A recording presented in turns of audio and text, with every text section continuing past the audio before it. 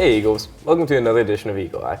I'm Micah Nelson. And I'm Lily Morales. You know, AVHS offers a lot, especially in the art, activities, and electives. Like musicals, Broadway, and our one-act play. Not only do we have art activities, we also have a lot of beneficial visual art classes. And they have a large variety too, from intro to art to drawing and photography. And in those classes, there are some competitions that students can submit their artwork to. Here's Romeo with the story. Hey Eagles, at Apple Valley we have some amazing art programs and classes.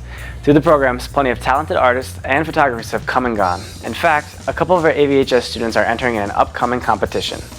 I got into drawing when I was younger because I would be described as an introvert, so it was another way to express how I felt through visual representation.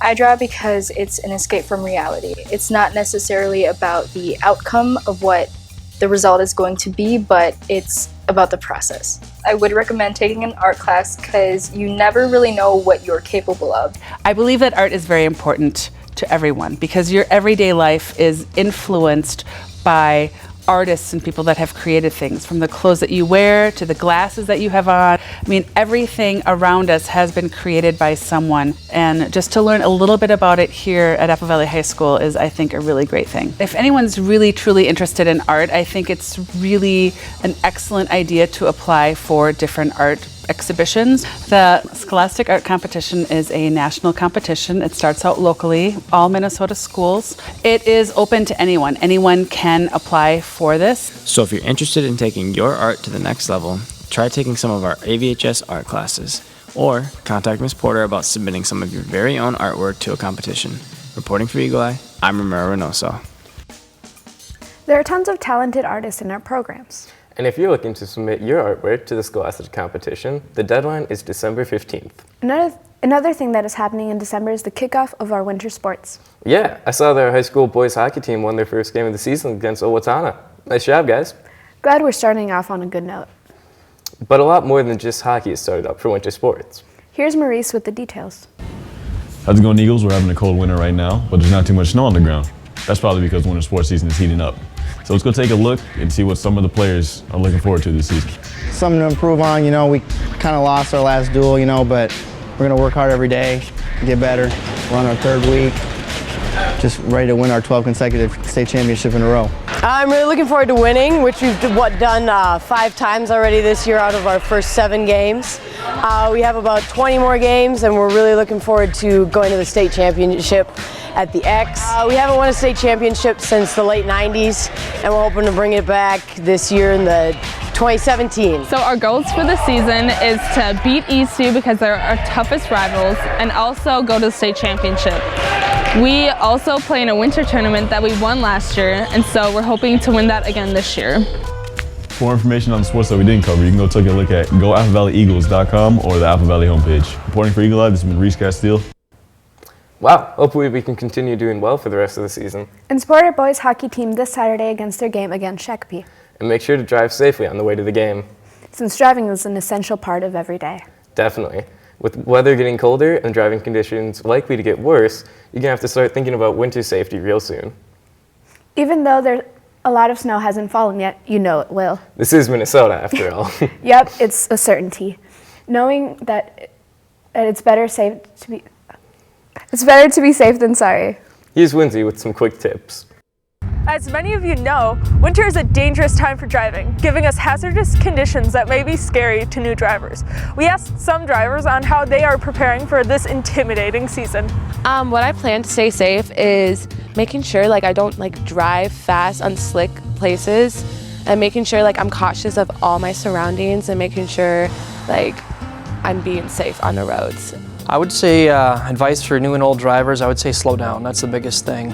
People kind of lose their minds a little bit. They forget that the roads are slicker, and they continue driving the same pace, the same following distance, and then when you are driving in poor conditions, you got to slow down, increase your following distance, and be a little smart. Like I said, turn your brain on, you're going to be okay. You should get more practice with your parents before you start driving on your own, just because it's more dangerous out on the road. It's slippery, it's foggy, it's also, obviously it's snowing, but just practice with your parents more before you start driving on your own. Some ways I plan to stay safe this winter is making sure I have an ice scraper, a blanket, and some extra stuff in my car. So whenever my car breaks down, I have that stuff. Before you start driving this winter, make sure to keep some of these tips in mind, along with packing a winter safety kit. Reporting for EaglEye, I'm Lindsay Markwell. I'll have to remember those tips and apply them once the weather gets worse. And once I get my license, I'll keep them in mind. And winter gives some good opportunities to make a difference too. Yeah, like the people who stand outside raising money for the Salvation Army. Definitely. People trying to make a difference in the world can be quite the inspiration. And there are a lot of inspiring people all around us. It could be the person sitting right next to you or a person you pass in the hall every day. Jay is going to introduce you to 2 inspiring Eagles right now. There are people all around us who inspire others. Here are 2 of ours. Paris, she is my second hand. Like, if she sees me struggling, like I'm tired, and she'll cook dinner. She's got excellent grades. She's an amazing role model for my other 2 children. Paris is definitely a great older sister because she always wants what's best for me and my little sister.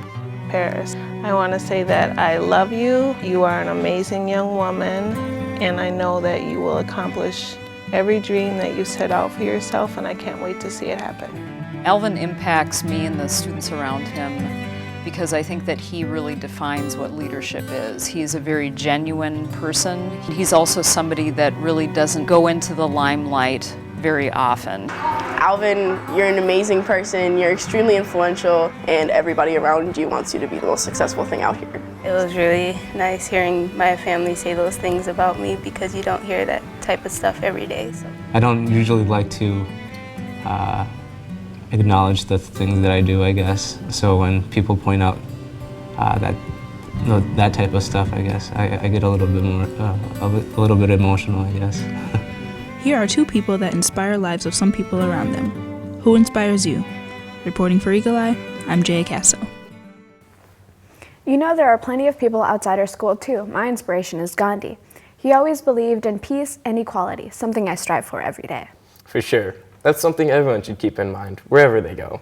I always find it weird when people don't have a mindset geared toward kindness. Yeah, it does seem a little weird, but it takes all kinds. Right? But speaking of weird, have you ever read the Ripley's Believe It or Not books? There was this one guy who could pull snakes through his nose and out his mouth.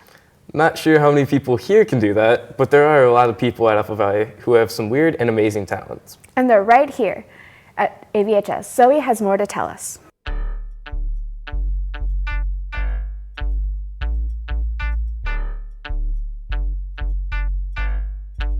Do you guys remember the water bottle flip?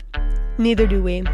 But if you're still looking for someone who can do it, look no farther than the fax room. If you could talk to your water bottle flipping fans, what's one piece of advice you would give them? Well, it is a skill, and it takes years of practice, and it doesn't come easily, and so haters gonna hate.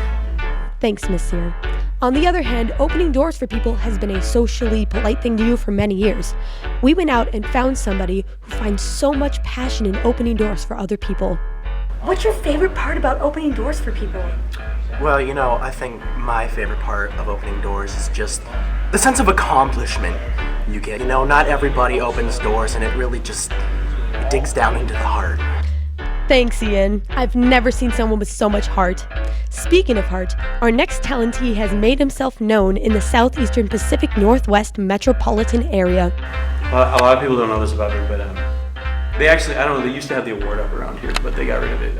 When I was actually in 7th grade, I won the state high school light switch balancing contest.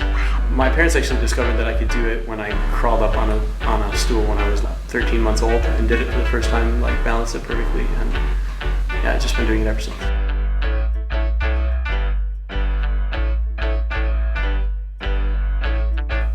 Man, I know Mr. Blackstein was talented, but I didn't know he was that good with light switches too.